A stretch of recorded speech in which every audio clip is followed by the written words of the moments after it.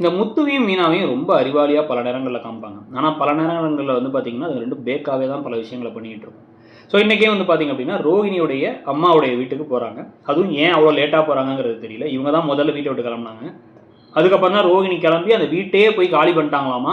அதுக்கப்புறம் தான் இவங்க போய் சேருதாமா. இப்போ வரைக்கும் காரில் கிளம்பி போயிட்டு அதில் அந்த ஓனர் வந்து அவங்க காலி பண்ணிட்டு போயிட்டாங்க, அந்த அம்மா வரல, அந்த அம்மாவோட பொண்ணும் அவங்களோட பையனும் தான் வந்தாங்க அப்படின்னு சொல்லும் பொழுது அவங்க நம்பர் என்னங்கிறத கேட்டு வாங்கியிருக்கணும். இங்கேருந்து ரோகிணி கிளம்பி வித்யா வீட்டுக்கு போய் அந்த பையனை கூப்பிட்டுட்டு இங்கே கிளம்பி போய் வீட்டை காலி பண்ணிட்டு வர வரைக்கும் இதுங்க ஏன் லேட் பண்ணிச்சுன்னு தெரியல. அவங்க ஒரு ஹோட்டலில் போய் சாப்பிட்டுட்டு இருப்பாங்கன்னா நாங்கள் போய் அங்கே பார்க்குறோன்னு கிளம்பி போனோம். அதுக்குள்ளே இங்கே போயிடுதுங்க, விட்டாச்சு.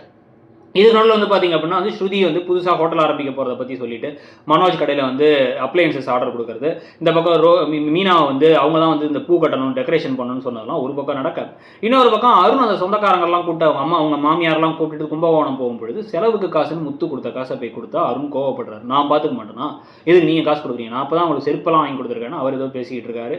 இதெல்லாம் பற்றி நீங்கள் என்ன நினைக்கிறீங்க? கூடவே ராஜா ராணி ரோகிணிக்கு ஒரு ஆப் வைக்க போகிறாங்கிறதான் அடுத்த ப்ரோமோ வந்திருக்கு. அதை பற்றி உங்கள் கருத்து என்னங்கிறத சொல்லுங்கள். தேங்க்யூ.